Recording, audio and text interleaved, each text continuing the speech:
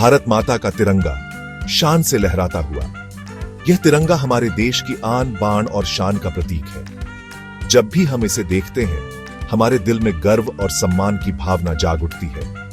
यह सिर्फ एक ध्वज नहीं, बल्कि हमारे देश की आत्मा है।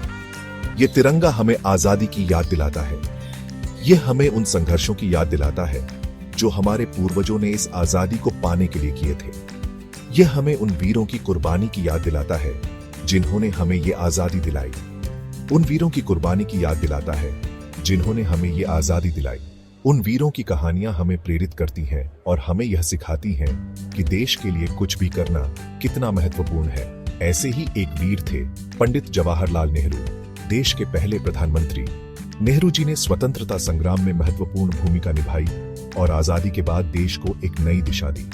बच्चों के चहेते चाचा नेहरू जी का बच्चों के प्रति प्रेम और स्नेह अद्वितीय था। वे हमेशा बच्चों के साथ समय बिताना पसंद करते थे और उन्हें देश का भविष्य मानते थे। नेहरू जी का जीवन एक खुली किताब की तरह है। उनके जीवन के हर पन्ने पर हमें कुछ नया सीखने को मिलता है। उनकी सोच, उनके विचार और उनके कार्य हमें आज भी प्रेरित करते हैं। उनकी कहानी हमें इंस्पायर करती है। नेहरू जी ने अपने जीवन में कई संघर्षों का सामना किया, लेकिन उन्होंने कभी हार नहीं मानी। उनकी दृढ़ता और संकल्प हमें सिखाते हैं कि किसी भी मुश्किल का सामना कैसे किया जाए।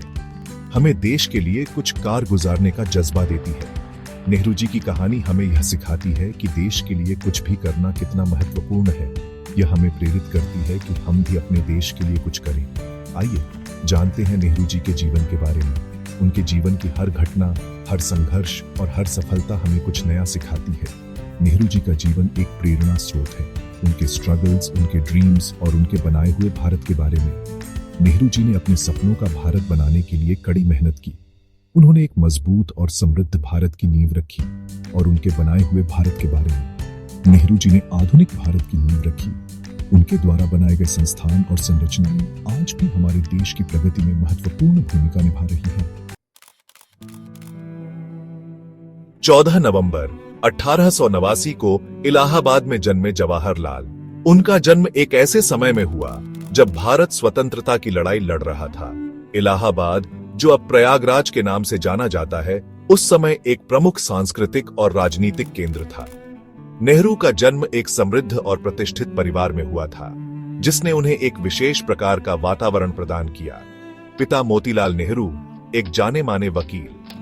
मोतीलाल नेहरू न केवल एक सफल वकील थे, बल्कि भारतीय राष्ट्रीय कांग्रेस के एक प्रमुख नेता भी थे।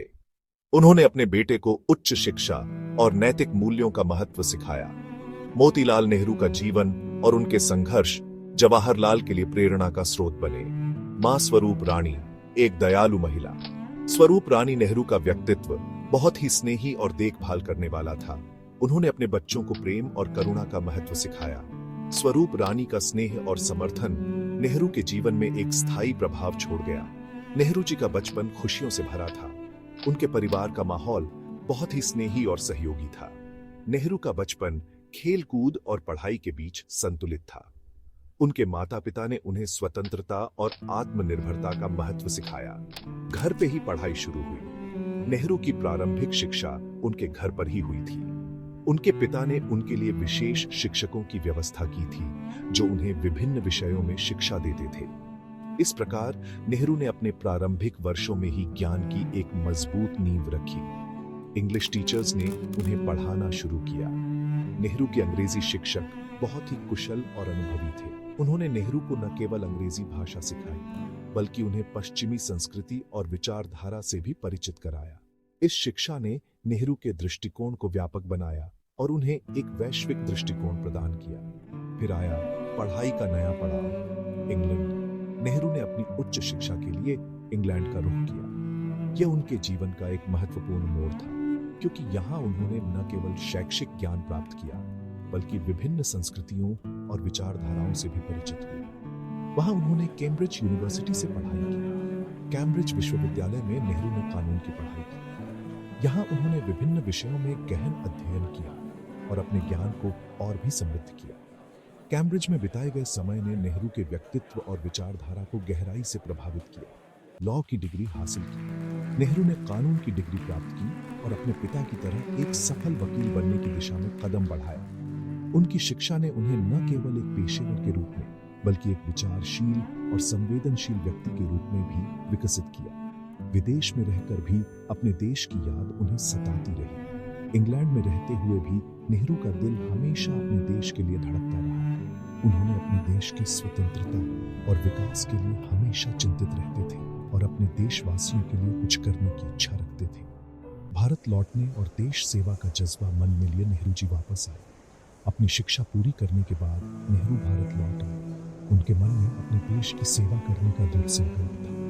उन्होंने अपने ज्ञान और अनुभव का उपयोग अपने देशवासियों की भलाई के लिए करने का निश्चय किया। भारत लौटकर नेहरू जी वकालत करने लगे। उन्होंने अपने पिता मोतीलाल नेहरू के साथ मिलकर इलाहाबाद में वकालत की प्रैक्टिस शुरू की। नेहरू जी का कानूनी करियर बहुत ही सफल रहा, लेकिन उनके दिल में हमेशा देश की आजादी की चाहत थी। वकालत करते हुए भी वे देश की स्थिति पर चिंतन करते रहते थे, लेकिन उनका मन देश की सेवा के लिए व्याकुल था। वे हमेशा सोचते थे कि कैसे भारत को अंग्रेजों की गुलामी से मुक्त कराया जाए। नेहरू जी का मन वकालत में नहीं लग रहा था। वे देश की आजादी के लिए कुछ करना चाहते थे। उनके मन में एक ही सवाल था, मैं अपने देश के लिए क्या कर सकता हूं? ऐसे में हुई महात्मा गांधी से मुलाकात। गांधी जी से मिलने के बाद नेहरू जी की सोच में बड़ा बदलाव आया। गांधी जी के विचारों और उनके अहिंसात्मक आंदोलन ने नेहरू जी को बहुत प्रभावित किया। गांधी जी के साथ हुई इस मुलाकात ने नेहरू जी के जीवन की दिशा ही बदल दी। गांधी जी के विचारों ने नेहरू जी को बहुत प्रभावित किया। गांधी जी के साथ बैठकर नेहरू जी ने बहुत कुछ सीखा। उन्होंने गांधी जी के साथ मिलकर देश की आजादी के लिए काम करने का निश्चय किया। नेहरू जी ने गांधी जी के साथ मिलकर कई आंदोलनों में हिस्सा लिया। गांधी जी के साथ मिलकर नेहरू जी ने स्वतंत्रता संग्राम में कूद पड़े। उन्होंने देश की आजादी के लिए अपने जीवन को समर्पित कर दिया। नेहरू जी ने गांधी जी के साथ मिलकर कई आंदोलनों का नेतृत्व किया। वे हमेशा अग्रिम पंक्ति में रहते थे। असहयोग आंदोलन में बढ़ चढ़कर हिस्सा लिया। नेहरू जी ने असहयोग आंदोलन में महत्वपूर्ण भूमिका निभाई। उन्होंने देशवासियों को अंग्रेजों के खिलाफ खड़े होने के लिए प्रेरित किया। नेहरू जी ने अपने भाषणों से लोगों में जोश और उत्साह भर दिया। देश के लिए नेहरू जी ने कई बार जेल गए, कष्ट सहे। उन्होंने अपने जीवन के कई साल जेल में बिताए, लेकिन उन्होंने कभी हार नहीं मानी। जेल में रहते हुए भी नेहरू जी ने अपने संघर्ष को जारी रखा। वे हमेशा देश की आजादी के लिए लड़ते रहे और अपने हौसले को कभी कम नहीं होने दिया।